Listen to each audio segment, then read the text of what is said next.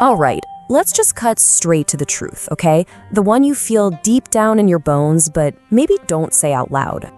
You're tired. And I don't just mean, oh, I need a good night's sleep tired. No, I'm talking about a soul-deep kind of exhaustion. And I know why. It's because you're living in the grind. This whole culture of relentless self-improvement that promises if you just optimize everything, you'll get this perfect life. But mostly, it just leaves you feeling broken. And you know exactly what I'm talking about, don't you? The 5 a.m. alarm that feels like a punch to the gut, the freezing cold plunges, the endless pressure to be manifesting your dreams, grinding 24/7, and optimizing every last second of your existence. Wow, honestly, just saying all that out loud is exhausting. We do all this because we've been sold a myth, the myth of the self-made person. This idea that if you just hustle hard enough, you can literally force the universe to give you what you want. That your willpower is the only thing that really matters. But what happens when that's just not true? When the promotion goes to someone else, no matter how many hours you put in? When the relationship ends, even though you gave it your all? What do you do when you hit a wall that your willpower, your grind, your sheer effort simply cannot break? That feeling of failure, that is the self-power trap. And it is so important to understand that this is not a personal failure. It's a philosophical one. You see, the philosophy you've been using is called Jiriki, which means self-power. It's that classic American ideal of pulling yourself up by your own bootstraps. It's the belief that you, and you alone, are responsible for hacking your way through life with nothing but your own strength. So when that strength runs out, when your willpower hits absolute zero, the last thing you need is another productivity hack. You need a completely new operating system for your life. And to understand this new way, we have to meet a man from about 800 years ago who did the one thing our culture tells us is the ultimate sin. He gave up.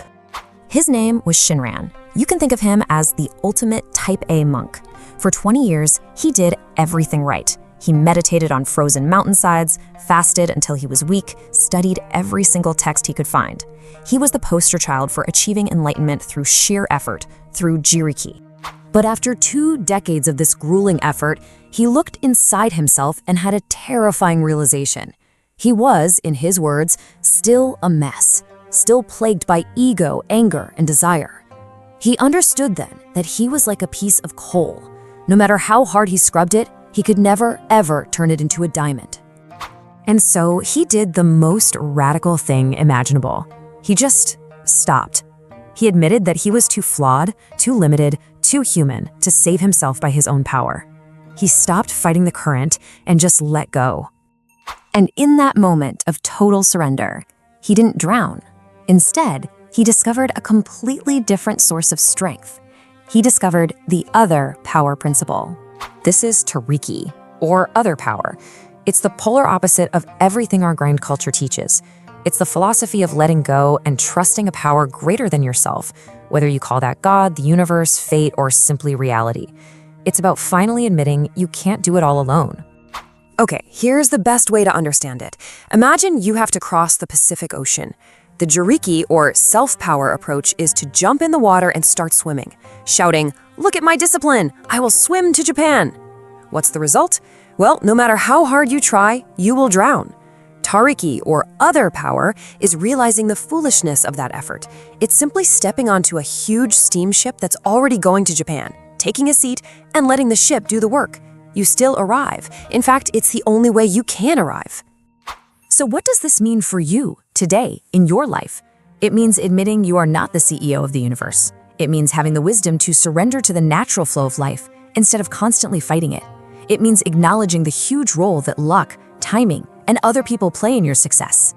Which all leads to the one simple question you really need to ask yourself. And let's be very clear here, this is not an excuse for being lazy or passive. This is about being radically realistic. It's about saving your precious energy for the things you can actually control and letting go of the rest. Because the most burnt out, the most deeply tired among us are always the ones trying to do the impossible. They're trying to hold up the entire sky with their own 2 hands.